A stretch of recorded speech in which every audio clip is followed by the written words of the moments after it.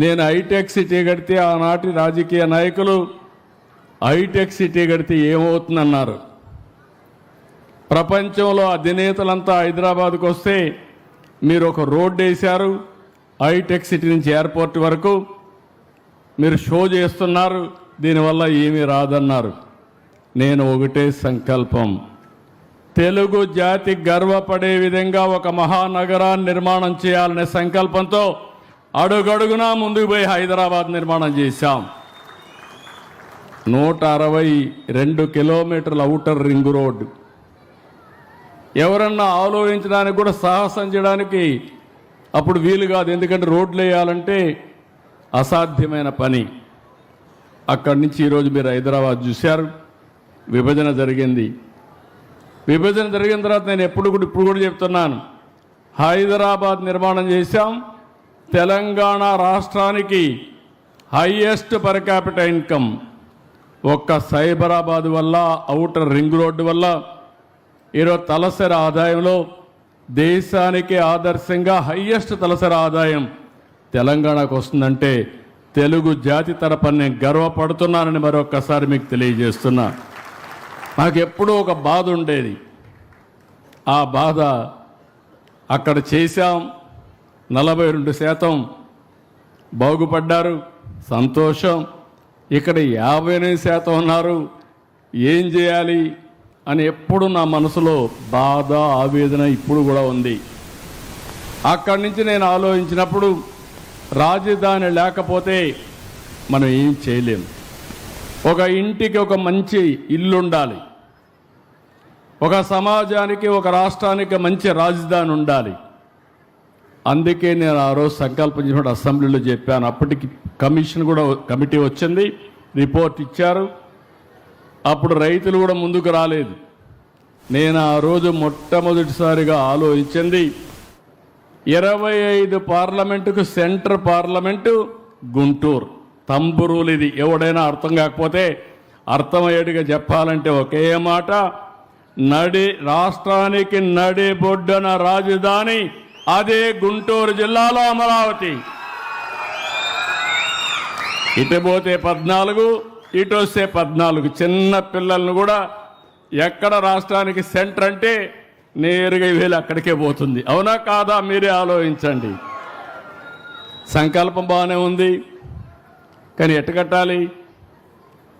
నేను కూడా గుంటూరులో లేకుంటే విజయవాడలో ఒక 50 ఎకరాలు తీసుకొని ఒక సెక్రటరియట్ కట్టేయచ్చు, మామూలుగా ఉంటుంది.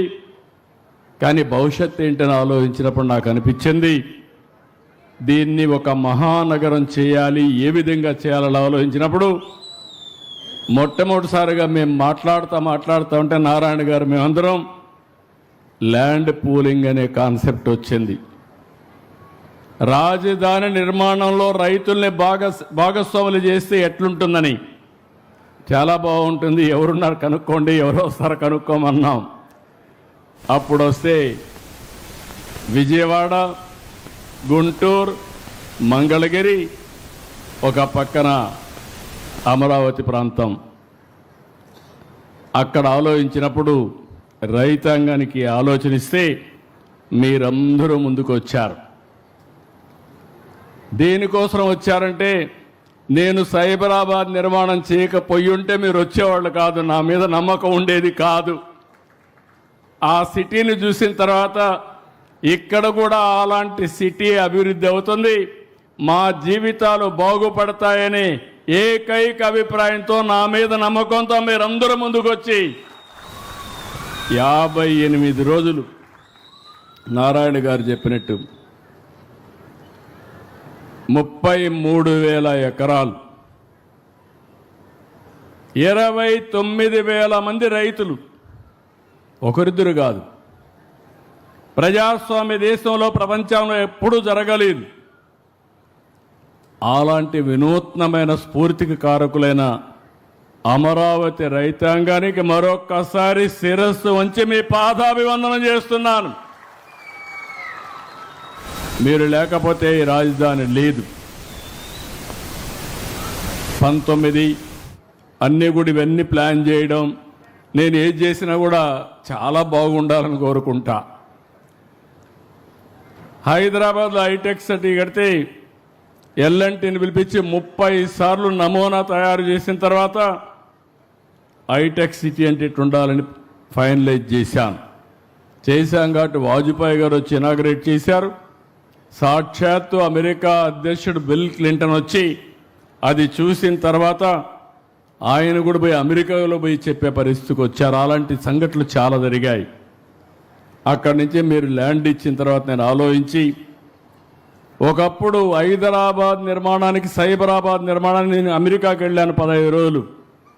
ఈసారి అమరావతి నిర్మాణానికి మొట్టమొదటిసారిగా నేను వెళ్ళిన దేశం సింగపూర్ దేశం అని చెప్పి కూడా నేను మీకు తెలియజేస్తున్నా.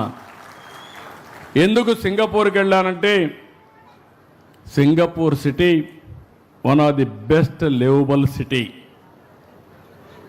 వాళ్ళు అంచెలంచెలుగా చేశారు.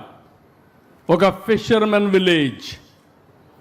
ఈరోజు మీరు చూస్తే ఒక లివబిలిటీయే కాకుండా మోస్ట్ అడ్వాన్స్డ్ టెక్నాలజీస్ ఉపయోగించి ముందుకు పోయారు.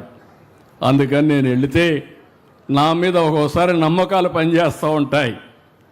నా మీద నమ్మకంతో నేను అడిగాను, మీరు రిపోర్ట్ ఇవ్వాలంటే ఒక ప్రాజెక్ట్ రిపోర్టు అంటే మొత్తం మాస్టర్ ప్లాన్ తయారు చేయాలంటే చాలా సమయం పడుతుంది. రెండోది నేను టెండర్ పిలిస్తే దానికి ఇంకా ఎక్కువ సమయం పడుతుంది, వేరే మార్గం చూపించమంటే పర్వాలేదు, మీరెప్పుడు మాకు మిత్రుడిగా ఉన్నారు, మీ మీద విశ్వాసం నమ్మకం ఉంది, అందుకనే ₹1 తీసుకోకుండా మాస్టర్ ప్లాన్ డీటెయిల్స్ తయారు చేస్తామని సింగపూర్ గవర్నమెంట్ క్యాబినెట్లో నిర్ణయం చేసి మనకు ఆ పని చేసి పెట్టారు. అలాంటి వాళ్ళపైన 1924లో మీరేగా సఫరర్స్. ఈవెన్ సింగపూర్ గవర్నమెంట్ కూడా వీళ్ళ యొక్క వేధింపులకు గురయ్యే పరిస్థితికి వచ్చింది. అక్కడి నుంచి మామూలు కన్సల్టెంట్ నేను ఆలోచించాలా. నేను టోక్యోలో కన్సల్టెంట్ పెడితే ఆయన ఏదో ప్లాన్లు తయారు చేశారు. అవి చూస్తే నాకు నచ్చలేదు. కడాను నేను ఇప్పుడే నారాయణ గారు ఉన్నారు, నార్మన్ ఫాస్టర్ కన్సల్టెన్సీ. ఇక్కడ చేసే సరిగా చేయకపోతే అందరిని రమ్మంటే రాలేరు కాబట్టి 4 రోజులు వాళ్ళ ఆఫీసులో 3-4 రోజులు వాళ్ళ ఆఫీసులో కూర్చొని ఉదయం నుంచి సాయంత్రం వరకు పని చేయించి ఇప్పుడు మనం తయారు చేసినటువంటి assembly, high court and hour towers, administrative towers, ఇవన్నీ కూడా ఐకానిక్ బిల్డింగ్స్ అన్ని క్రియేట్ చేశాం.